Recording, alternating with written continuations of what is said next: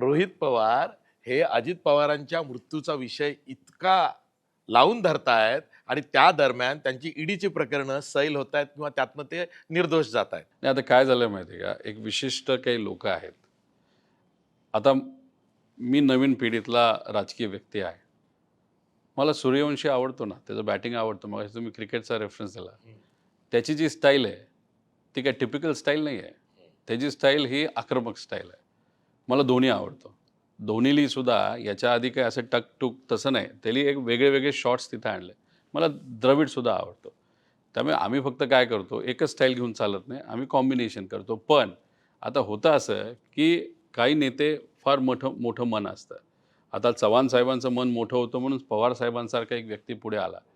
पण आता होतं असं की नवीन पिढीतले जर आमदार नाहीतर नेते काय ते करण्याचा प्रयत्न करत असेल, आक्रमक असतील, ते कंपेअर काय करतात, "अरे माझ्या टाईममध्ये मी नव्हतो आक्रमक, असं मोठ्या नेत्यांवर बोलत नव्हतो." अरे पण त्यावेळेस मोठे नेते चुकतच नसतील, आता चुकत असतील तर आम्ही बोललं पाहिजे.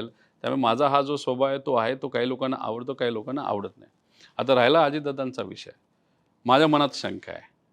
तुम्ही आता या महाराष्ट्रामध्ये कुठेही जावा, लोकांना विचारा, "तुमच्या मनात शंका आहे का?" लोकं म्हणतील, "हो, आमच्या मनात शंका आहे." बरं आपल्याला संविधानाने काय हक्क दिला आहे? जर तुमच्या मनामध्ये शंका असेल, बोलून दाखवा. दाखवली बोलून. आता ह्याच्यात चुकीचं काय? आता मी राजकारणामध्ये काम करतो. माझ्या काकांच्याबद्दल मला शंका आहे. माझ्या नेत्यांबद्दल मला शंका आहे.